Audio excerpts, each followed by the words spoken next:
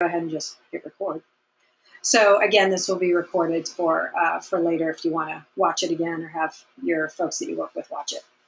Okay, so what we're going to talk about in this webinar is something that's been kind of hot topic lately because of the whole United issue. Just quick recap on that. If you're not familiar with what happened with United, you might have noticed on the listserv a few weeks ago, or maybe just a couple weeks ago, someone had posted, hey, a patient brought me the United policy, and it said that they're not going to pay for vacuum anymore. AOPA also posted some information about that, and I'm talking about United Healthcare, sorry, to be clear. And then I think OSER posted some stuff about it, and probably Autobach, I'm not sure I saw that, but everybody was up in arms, right? Everybody's saying, you know, this policy is not good. And it is true. It's not a good policy for anybody, patients especially, because basically the policy further restricted the way and the amount probably of people that United will reimburse for vacuum systems. So that brought up a lot of questions for me. I had a lot of questions from folks. What do we do now? How do we do this with United? Is this going to spread to other insurers? So I said, you know, we're going to bring back a webinar that I did probably a year and a half ago, probably a year ago. And that's what this is, but it's revamped to reflect the new United policy. And of course, all of this would all still apply to Medicare too, slightly differently, but there's definitely some nuggets in here for Medicare usage as well. But we are going to focus today on United and Cigna, actually. Okay. So before I get too ahead of myself, let me also tell you who I am. My name is Molly McCoy. You see it right there. I am licensed in Washington State, and I'm a certified prosthetist orthotist. I've been in P&O for over 20 years, and I run a company called McCoy Consulting that you see right there. And McCoy Consulting has been hired by SPS, who you see over here, to do these webinars and to run the code service that SPS has. So I am an independent contracting person, so I do have my own company. I'm independent, but I help SPS with their code program. And the code program is a way to help folks learn better documentation techniques and to do documentation assistance for practitioners in especially, you know, well, only for small independent P&O practices. So that's really what it is. And of course, you can go to my website too if you want, or to check out more about my business.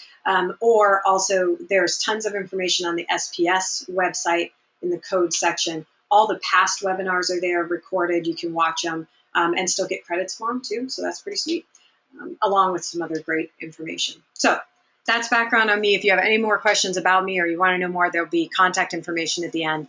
Happy to answer any questions you have. So let's go ahead and just jump into this, because my ultimate goal today is to finish on time. And that includes the time for questions. So the recent unpleasantness, what I'm talking about here is just what I kind of gave a quick overview of. Recently, United Healthcare sent out a coverage policy revision that would take effect tomorrow. Is it tomorrow? Yeah, I think tomorrow. That says that vacuum is unproven and not medically necessary, and there has been insufficient clinical evidence published in the literature to support it.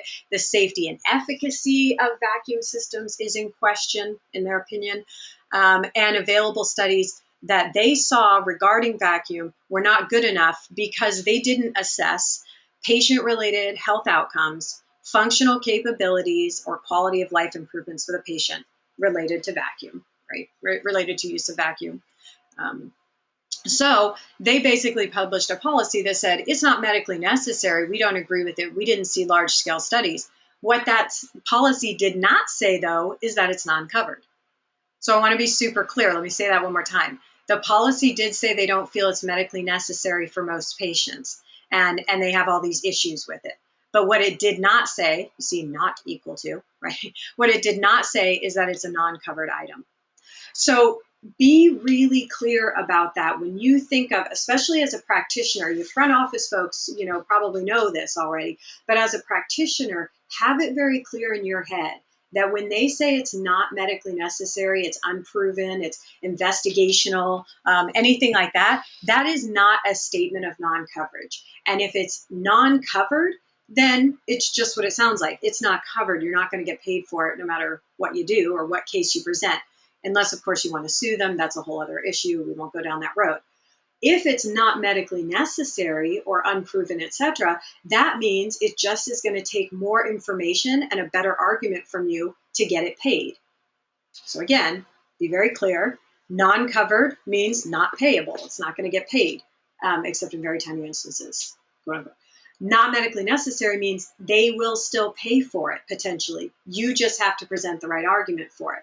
And I just want to say, this isn't me just, off the cuff here. People get paid for vacuum through Cigna, who we're going to talk about in a second. Cigna's policy has been for, at least a year, if not many years, almost identical to this quote unquote new policy from United Healthcare. So Cigna's policy has been this United Healthcare policy. It's been very similar for years, and Cigna has paid for vacuum systems for people, even with this same verbiage. Okay, because again, it doesn't mean it's non-covered. It just means they want more information to cover it. Okay, so let's talk about that, right? What I want to do is show you the policy that we're talking about. Then we're going to look at a specific case example and the documentation that went with that, where we did, where we are able to present a really solid case for vacuum and potentially get it covered. And again, this has happened, multiple times to my knowledge, and probably hundreds of times throughout the U.S. That even though the policy says we don't think it's medically necessary, they still cover it. So, okay, and then we'll talk about a quick side note. Side note doesn't mean less important. It just means that it's an additional set of information. But we're going to talk about ways to get more information and better information from your patient without totally disrupting the flow of your clinic time. So that's kind of a good thing and relevant to this. And then, of course, we'll review it. Okay, so I'm going to slow down right here and just take a little extra time because I just want to be super clear. Ooh, wait, before I do that, sorry, pause. I have a question for everybody. Let's go ahead and ask you guys this. So, have you experienced more trouble billing vacuum in the past 6 months versus the past 3 years? And you can go ahead and just click there and put your vote in, and we'll see if people are having a lot of trouble with it or not. And I mean, think about that, right? Your knee-jerk reaction might be, oh yeah, they never cover it. I'm not getting covered ever. But really give it a couple seconds of thought and say, has it been harder or not? And let's see where we come out. Oh, come on, only 47% of you have voted. Come on, guys. Maybe you guys are sharing computers. I don't know. But anyway, we're up to 50%. Okay, well, I'm not going to take all day with it. I'll close it down. Thank you to those who did vote. But let's go ahead and look at the results. So 42% of you have said, yeah, it's actually gotten worse. 37% has said it's about the same, and not sure for 21%. Of course, I mean, probably off the top of your head, it's hard to think it wasn't really harder. But my point here is that has it gotten worse or has it been about the same? My point is that if you look at those numbers, it bears out it's always been difficult to get vacuum covered, but you can do it. And people do it all the time, and they have for years. It's never been a walk in the park. It's never been, like, oh, we're just going to throw in some codes for a Satch foot. Well, that's probably going to get paid right away. Always vacuum has been something that you really have to give a lot of information on it and have to justify very well. And it's still that way. Okay, so it might get a little tougher. They might kind of swing a little further here because they've introduced more policy language and it's new. And you might get looked at more often. But again, if you're doing your charts the same for everybody, which is sort of preparing your chart and your documentation as if you're going to get audited anyway, then even if they did increase the number of cases that they look at for you and your business, you're still going to have all the same information that you would regardless, and you'll be able to provide that. So, okay, so that was my side note. But I just wanted to point that out. Vacuum's not easy. It's totally worth it when your patient needs it. They really need it. But of course, we're going to talk about the rest of the time what you need to write down to help you get it covered for any insurance. but we're using Cigna as an example here. Again, I want to say we're using Cigna's policy because their policy has been like this for a long time, but it absolutely is relevant because it's just like United's new one. Okay, so that quote unquote new policy that United came out with is really similar to Cigna's policy that's been out for a while. What Cigna asked for, and now United too, is really they wanted to have studies to show evidence for use of vacuum. And I put suspension here. Of course, there's some there's some debate about whether you can use the word suspension or whether you should use moisture evacuation system or whatever. It's always safer probably at this point or most likely it's going to be safer at this point to not put the word suspension in there. And just to stick with moisture evacuation system, or don't even give it a label at all like that. Call it a vacuum system, and then focus on what about it is helpful for your patient. And we'll talk about that in detail. Regardless, Cigna's policy says they want evidence, right? And what they saw, same as United, is that the published evidence doesn't show overall effectiveness, and it hasn't been clearly established. They also looked at a Washington State Department of L&I published document that said that that use of vacuum is not substantially supported for maintaining limb volume. So they said, there you go. We just proved that it's an unproven technology and we don't want to give it to everybody. That was their argument, right? As again, same as United has come out with recently. That's their argument. But again, I will say they still pay for vacuum. It's just a matter of getting the right information in there. And I'm not telling you it's going to be easy. It's going to be a little bit tougher. But once you've done it a few times, you certainly will get more into the swing of it. And if you use a lot of vacuum in your practice, it will get easier and easier to bill it because you'll have the right processes in place for documentation. So the burden of proof is on you then. Right, the burden of proof of why this patient needs a vacuum system is really on you. It always has been on you, but it's a little more difficult now with these specific policy language that they've changed. And again, Cigna says it's high tech, it's expensive, and maybe less durable. I don't think we agree with that, but that's what they think. Not enough research because the research was small or uncontrolled, didn't have good statistical power, whatever. And they always want to know, why won't conventional work? Again, that's what United wants to know now, right? United has said, yeah, us too. Cigna says they want all this, we do too. And was this change in United's policy related to the stuff that came out through Medicare and the new, the draft LCD and all that? Certainly could have been. Absolutely could have been. We don't know. But I'll tell you what, like I've said, those policies and this language is not new language. It's been out in other insurers for a long time. So, but it's entirely possible that it all kind of came to a head because of the Medicare stuff. Hard to say. So if you're thinking about, you have a burden of proof here to really show that this thing is good for your specific patient, then you want to really look at your documentation and say, well, I'm using a template. If you are using a template, if you are, does your template gather enough detail? Look at it, critically and ask that question. And we're going to go into detail here on what detail you need. It's a lot of detail in one sentence, but we'll talk about that. And they do want a lot of information. Do you take that template, before I move on there, do you take that template and turn it into a narrative note? If not, consider doing that. Okay, don't just turn in templates with checkboxes. You've heard me on that soapbox before. Do your notes explain your choices? What's the problem with the current system? How does vacuum help solve that problem? Why won't a regular lower cost system solve the problem specifically for that patient? Does the patient understand why they need it, right? This is huge and something we don't maybe often think about. Does the patient know why the vacuum setup is going to be better for them? And are they on board with it? Because if they are, then they'll be their own advocate.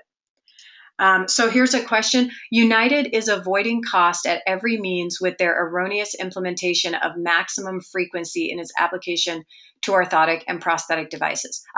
Less of a question, more of a statement. I tend to agree with you. I think all of the insurers are absolutely looking at any way to reduce their costs, Medicare included, private insurers included, and they're going to go as far as they can get away with going. So, yeah.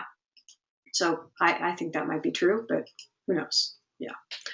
So, and then, also thinking of the burden proof, do you understand the person's medical issues? You really need to link anything that you put on a patient, prosthetically or orthotically. You need to understand how that fits in their overall health and well-being, because that's what insurers are interested in. What are we paying for that makes them healthier overall? So understand how the person uses the prosthesis and how that makes them a more effective member of society, a better worker, more healthy, less likely to be in the hospital, less likely to be in a nursing home, less likely to quit their job, et cetera, et cetera. Okay. And we're going to focus here in this particular webinar on some medications that have interesting implications as well. So don't think that you don't need to know medications. You do. And they can be really helpful for understanding how a patient can benefit from certain components that we put on as orthotists and prosthetists. Okay, so let's use a specific case to highlight some of these facts. We're talking about, in this particular instance, we're talking about a 53-year-old male. This is a real case, just so you know, from a while ago, but probably a year ago, maybe a year and a half. So 53-year-old male, avionics technician. He rides motorcycles and he enjoys boating. He was a right transtibial amputee in 2010 due to a tumor. I just want to take a little jog off to the side here and say his notes say that he has a very short residual limb. It said at one time in the prosthetist note, hidden in a handwritten section, very short residual limb. That very short residual limb should be the highlight, the superstar of your justification, in this case especially, along with a couple other things, but that should have been pulled out and really brought to light. That is a great reason to use vacuum systems. When someone has a very short residual limb, it's really important to make sure that you have as much surface area as possible, that you distribute load very well, and you can explain that, how important that is. I also want to say that if you have a quote unquote very short residual limb, you are talking about having a nurse reviewer, probably, most likely a nurse reviewer, who is most likely not super familiar with prosthetics, maybe a little bit, but probably not. So is it powerful to say a very short residual limb? Does that give them an understanding of what that means? Or would it be more powerful to use a picture like this? This is from the Atlas of Prosthetics, from my old Atlas of Prosthetics. I think it's not the new version, but whatever. You could draw your own. The point is, you could put something like this in there that says, not only does this person have a short residual limb, but let me just highlight how short. If you say a 3-inch residual limb or 2-inch residual limb, that doesn't give you the same kind of power as saying, look at how short very short is. Here's a diagram of it. We're talking about really close to the knee. Remember, this isn't some doofus off the street reviewing this stuff. This is a nurse, or at least a CNA. The person has some medical background that's looking at it. So they'll understand what this is. They'll recognize that's a patella and that's a fibula and a tibia. They'll get it. But it's a very powerful way to explain what you mean by very short, and it can highlight why this person needs this. Okay, beat that dead horse. Moving on. Current prosthesis that this person has was 3 years old at that time, and he did have a vacuum system. Again, I should take the word suspension off. He did have a vacuum system on there. The vacuum was not holding. The pump had already been rebuilt one time, and of course the liners and sleeves were worn out. Big surprise on that one. Okay, so this is the case that we're going to talk about to illustrate how you can document well in order to get things like vacuum paid. Okay, so one issue that this person had was with wear and tear. There is no reasonable useful lifetime through Medicare requirements for a prosthesis. We know that, right? But most insurers kind of have the general guideline of 3 to 5 years is how long a prosthesis should last. I want to be very clear. That is not a Medicare reasonable and useful lifetime guideline. That's not what I'm saying. But I'm saying if you, and in this case, Cigna did not have a specific reasonable useful lifetime that they put on prosthetics that I saw in their policy. So just to be clear, but if you think along the terms of, well, this prosthesis should last 3 to 5 years, if you're replacing it within or under that timeline, then you just really want to be extremely clear as to why it needs replacing. Okay, so I'm not saying that you can't do it. You could do it at a year. You could replace the leg even 1 year after the person got it because there is no limit. I know if we're talking about Medicare, and in this case, Cigna too, you could do that. That's okay. But if you're replacing it after a year, you better have some real solid explanation as to why it needs to replace so soon, right? For this guy, why do we need to replace it in 3 years? Just explain yourself, right? In this case, the socket had damage. It was leaking, wasn't holding vacuum. The sleeves and liners were worn out. And I will say again, I'm not going to go into detail on the verbiage here, but worn out, quote unquote, worn out sleeves and liners is not good enough. Explain how they're worn out, how much they're worn out, why that damage occurred, and how you're helping to, what changes are you making to try to make them last longer, etc. Okay, what's the cause of the damage? Explain that. How are you going to prevent similar damage in the future? Are you going to use something more heavy duty? Are you giving the patient more education on how to take care of the prosthesis? What are you doing for that? Those are the kind of things you need to explain. Okay, the documentation in this case, we really want to focus on effectiveness for this patient. Again, whether we're talking about United or whether we're talking about Cigna or whether we're talking about Medicare or any other insurer, you really want to make sure that you are focused on the specifics of this patient. Why does our guy here, our 53-year-old male, need it? And of course, what's the clinical utility over conventional leg for this patient? We're going to talk about medication here, but in this case, this patient was on Xarelto. And I have a whole section on it in a minute, so don't get hung up on that. But it's important to understand medications and other things that contribute to the need for vacuum. And then, of course, this patient had past use with a vacuum system and was successful with it. So we want to highlight that. So when I say prove it, right? If I'm back here and I say, we need to prove effectiveness for this patient, we need to prove clinical utility, etc. What do I mean by prove it? What I mean is look at the policy that you're dealing with, and we're going to use Cigna or United in this case as an example, and say, what does prove mean to them? In this case, for the new United policy, prove means that they want to see what health outcome goals can be met by using a vacuum system. Okay, it says so right in the new policy. So when you look at their new policy guideline and they're giving you, they're explaining it, you'll see in there that they're actually telling you what they want to see.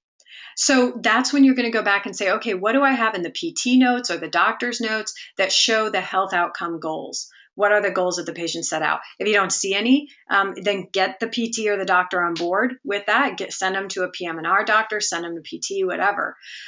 Or your alternative two is to do your own outcomes and measures. And that's acceptable. I think you're always going to do better if you have your notes plus therapy or doctor's notes. But if all you got is this, that's all you got. So do as much as you can, right? So you can show functional capabilities by looking at doing something like a COPM, that's a Canadian Occupational Performance Measure.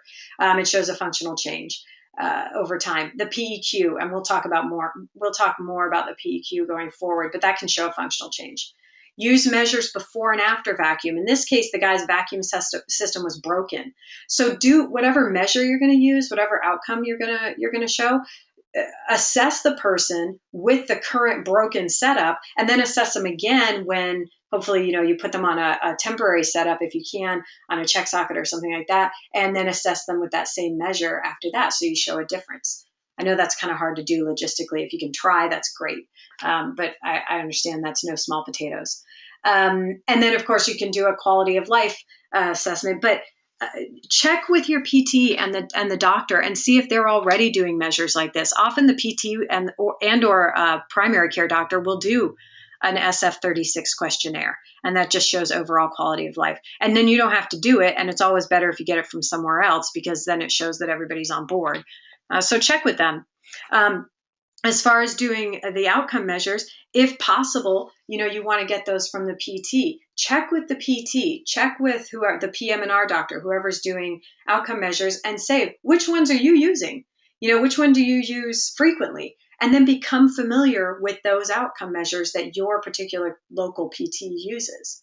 And how do you become familiar? Just so that we're being very specific. If you call the PT and say, what kind of outcome measures have you been using, and how and they give you a list of 3, go to rehabmeasures.org. That's not in your handout, so write that down if you want to know it. rehabmeasures.org. It's free and everything. You can just go in there and you can look up, oh my gosh, they have hundreds. I'm pretty sure they have hundreds of different outcome measures. And it'll tell you, what is it used to assess? What's the name of it? How does it work? Where do you get it? How do you score it? What population is it used for? It's going to give you all the detail on all those measures. So if your PT comes to you and says, I always use the COPM for every amputee that comes in the door, and you're like, what the heck is a COPM? Head on to rehabmeasures.org, look that up. You're going to find out what it is. And then you can say, oh, great. Then when you do that assessment, I'll get your notes and I'll integrate it into my notes because now I understand what you're doing. Okay. Big stuff. Important stuff. Rehabmeasures.org. If you didn't get that, just let me know and I'll send it to you. Okay, so how do we show effectiveness of a device, right? Kind of taking this to the next level. In general, most insurance companies, Cigna included and United, are going to say customizing a prosthetic device with enhanced features is not medically necessary if their ADLs can be met with a standard device. Duh. That's what we've been talking about. You have to prove that the standard stuff isn't good enough. And you do that by relating it to functional outcome, right? United wants the same thing now. So we can do this. This is doable, totally doable. Okay, one way we do it for this particular example patient that we are talking about in this webinar is by going on and figuring out, what does he do for a living? You can ask the patient what he does for a living and he's going to say, I crawl around airplanes. He's not going to be able to give you much detail. Most people can't, right? It's really hard to explain your job in a short way and relate it to maybe your prosthesis or whatever else. So what you can do is you can go onto the Department of Labor ONET website right there. ONET online website. I swear every job ever thought of in the country, you'll come up with jobs there you just didn't even know existed. Every job is on there, whether it's an office job, whether it's a physical job, whether it's a maintenance job. This is not just for physical work. This is like every job you could have practically is on this ONET website, and it will tell you what physical activities are required to complete that job. Bam, you've got support right there. Your patient's going to find it very hard to describe in detail what they do for a living.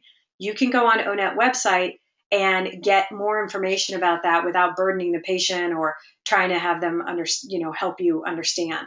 And it's all there. It's really good stuff. In this case, for our example guy, his ONET website listing for avionics technician said that he had to perform physical activities that require climbing, lifting, balancing, walking, stooping, carrying materials. Whoa, those are all great reasons to have a really good connection to your prosthesis, to have volume management in your prosthesis and not worry about socks and all this, right? So this is all good information to support what you're putting on the patient. Okay, I have another poll. So I'm going to ask you guys the question.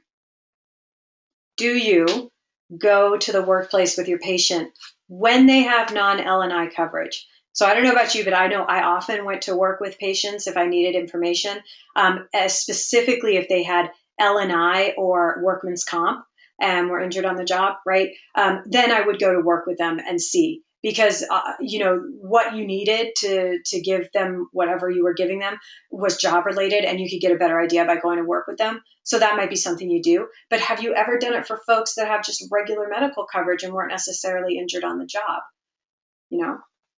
So I'm going to give you just a couple seconds to answer that, and we'll see. 41% of you have voted. That's not terrible. I'll take that. I'm going to close it out here so we can see and show the results.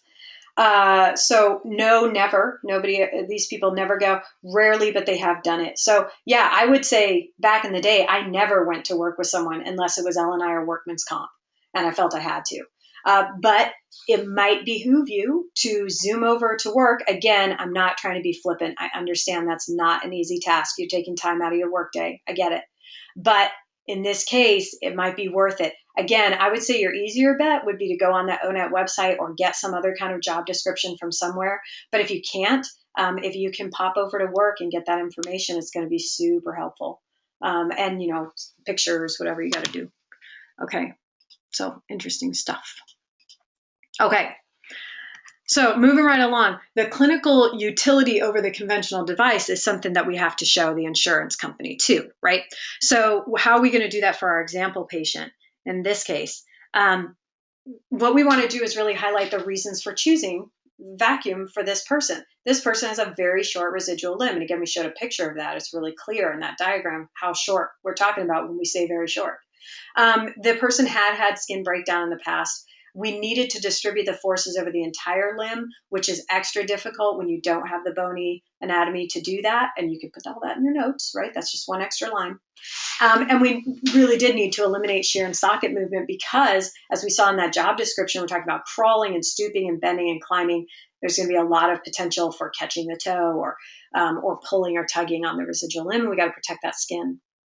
Here's another thing. This patient was on Xarelto. The side effects of Xarelto can be bruising, skin blisters, collection of fluid and blood in the tissues. What? Clotted blood in my tissues? That doesn't sound so good. So this is where if you look up their medication list, all you got to do is Google it. They bring you a medication list, Google it. It takes you just a couple minutes. And you see Xarelto, side effects, blah, blah, blah, skin blisters and all this, blood in the tissues. What? That to me says we better not have any bell clapping. We better not have a bunch of movement. This better be an incredibly intimate fit. We better not have a lot of volume fluctuation through the day, or we could risk some real skin issues and some real problems with tissue health, right? So if that's what you're thinking, this is after you look this up, you're like, whoa, I better call the doctor and confirm this. Get with the doctor and say, look, I feel like he might need vacuum also because of the Xarelto. Do you agree with that? And, if the doctor does, try to have them put it in their notes. Or you might bring this up with the patient and say, wow, this is a potential side effect. Why don't you take this information that we just found to your doctor next time you see them and ask, is this a problem? Would vacuum be a good idea because of that? Right? That's an even better way to get it into the doctor's notes. Have the patient take it to the next appointment. Okay, so something to think about.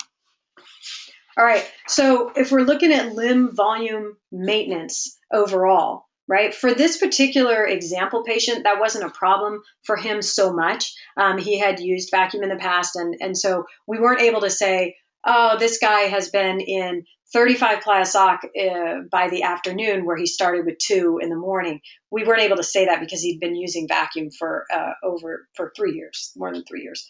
Although when the vacuum system did break, he did have more volume fluctuation. So that was something to note. But in general, for this guy, it wasn't as much an issue. But if you're thinking about this for other patients, think about, do the medications tend to cause volume fluctuations? And could we stem that a little bit? Could we control that a little bit with vacuum? Or dialysis, see if that's an option. Does the doctor agree there or think that, something like vacuum would help to limit the huge swings that they see with dialysis?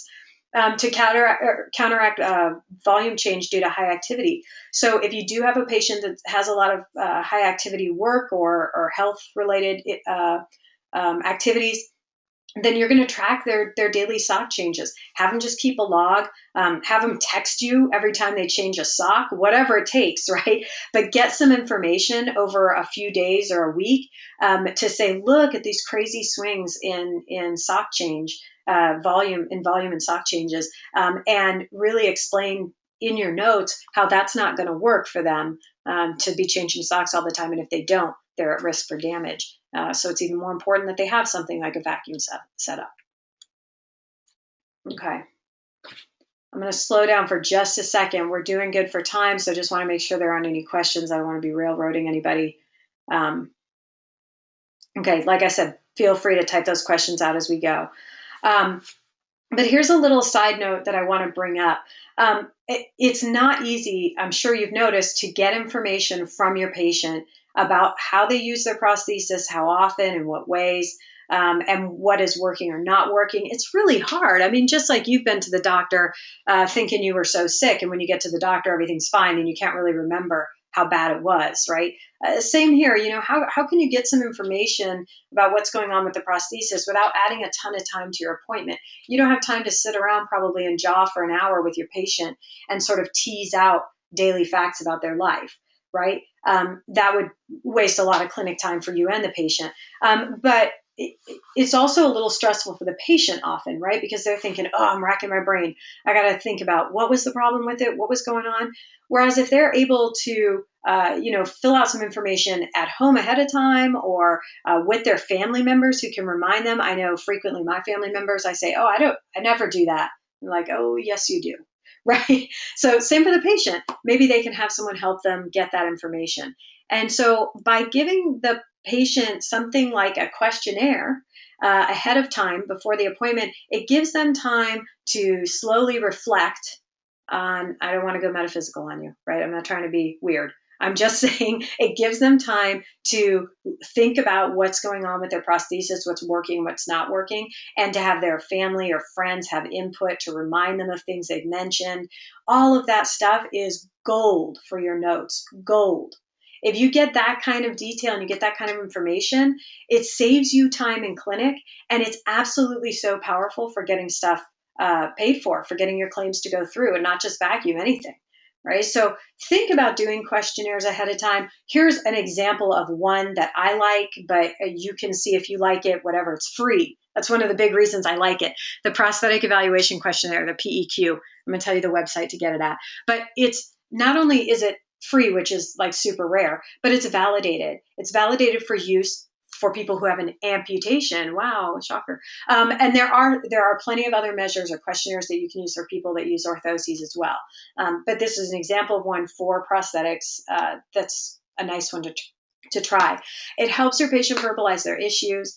It can really help them discuss things with the doctor. So imagine this, Rainbow Land scenario. Okay, we're about to enter into Molly's Rainbow Land.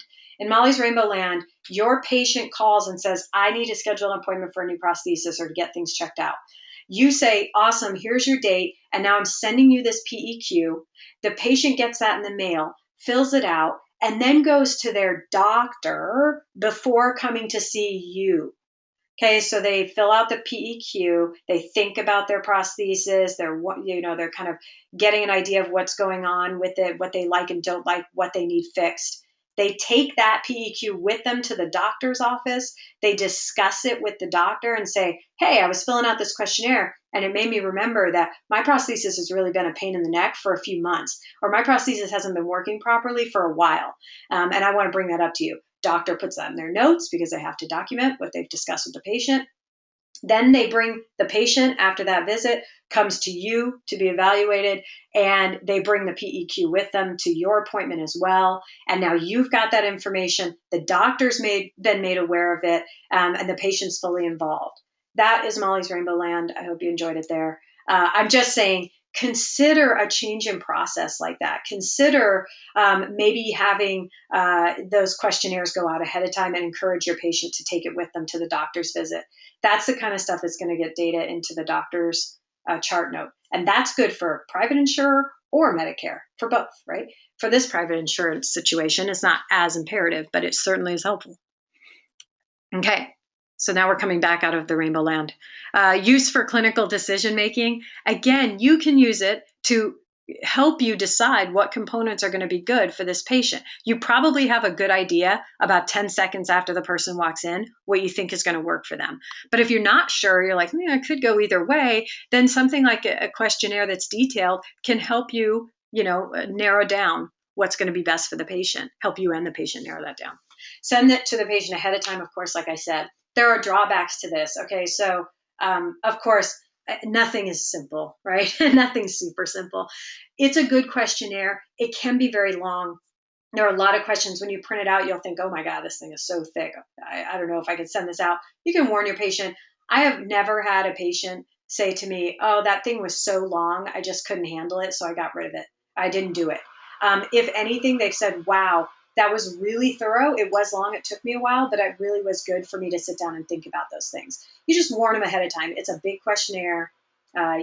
Just work through it over a couple days if you need to. Have someone help you with it, whatever.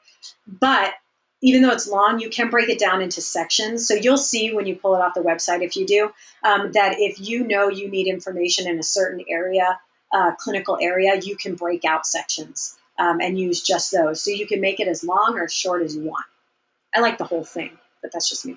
It can be hard to score. The first time you do it is a little frustrating. It's a little fussy. But really, after the first time, it gets really quick. So just hang in there, do that first one, and then about guarantee you it'll get really easy after that. And then there are instructions for how to photocopy it. Your best bet is to print it off from online and then just make sure you keep a master. So, okay. So if you want to get a hold of that, this is in your handout, so you don't have to struggle to write it down. You go to PRS-research.org. I want to highlight, though, it's a little awkward. The website's a little awkward. You know, free websites always are. But I want to highlight that when you go on that website, it doesn't say much, and you'll think, well, where is it, right? Where's the questionnaire? Click on Archives, which is a little odd. So you go to PRS-research.org, click on Archives, and then click on Measures or Tools, I think it says, or Rehab Measures or something like that. You'll see another one, and then it'll give you the scoring and the questionnaire itself. A little awkward, so just remember to click on Archives. Okay. So let's review all that stuff. Okay. The policies themselves. If you take nothing else from this whole thing, take this, that when a policy says not medically necessary, that does not mean that it's a non-covered item. You can still bill, you can still get paid. It's just that you need to give more information to get there. And it has to be good, detailed information, specific to the patient, right? So be clear on that. Oops, sorry, I think I made a loud noise. The case itself that we use as an example, in your handouts, there's a bunch of information, like I pulled down the avionics technician job description. Look through that and see, the chance of you having an avionics technician walk into your office is maybe slim to none. But you can get an idea of the type of detail that we put together and the type of questions we asked. I think I also put in the handouts an example of the documentation that we tried to gather for this patient. But look through that, and it'll give you kind of an idea of the type of information and the format of the information that might be helpful. If you have any questions about it, certainly get with me. I'm happy to go through it with you. But that gives you kind of an outline or some information on how you can gather that detail, how you can write it.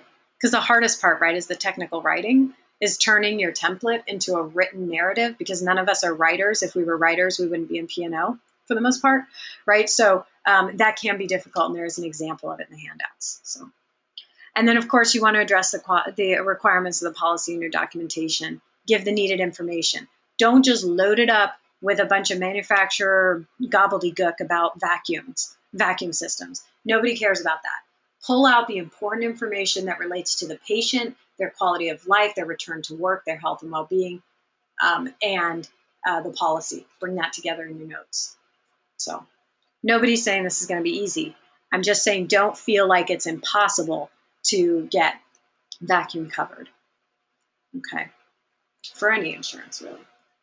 Okay, so that is it. We ended right on time, or even a little early. That's excellent. Thank you very much to SPS. They did sponsor this webinar, as they do all the code webinars, so appreciate that. They're the ones that make the webinars free and the credits free for you, so that's awfully nice. Here's my contact information. If you want to get a hold of me, that's my cell phone, so call me. I almost always will pick up. But unless I'm doing this, obviously. And that's my email address. You can also follow me on Twitter. I try to put information out there. I have a blog on my website for my company that has information like this. And please, just a quick highlight, never send protected health information via email. It's like a huge problem. So if you do want to send some information to me, please make sure you use my encrypted server, and I'll tell you how to do that. Just shoot me an email, and I can tell you how to do that. I appreciate that. Someone says, thank you for the webinar. That's great. Thank you all for attending. Quickly, I want to highlight, when you want to get credits for this, you are going to get an email. You're going to get an email in about 2 seconds, or a survey that will pop up in 2 seconds. Please fill out that survey. It super helps us do these better. And then you should get an email in the next day or two. In that email will be a quiz. And that quiz, once you complete it and return it, and there are instructions on it, that's how you're going to get your credits. So FYI, look for the email with and look in your junk if you don't get it. If you really don't see it in 2 days, email me. But overall, you should get an email pretty soon. It'll have the quiz in it. That's how you get your credits. Okay, and thank you very much for your attendance. Again, this is recorded, so you'll have access to it in about, 2 weeks because of the AOPA meeting. I will be at the AOPA meeting. I hope to see some of you there. Please stop by. I'll be floating around the SPS booth, so please stop by and say hey.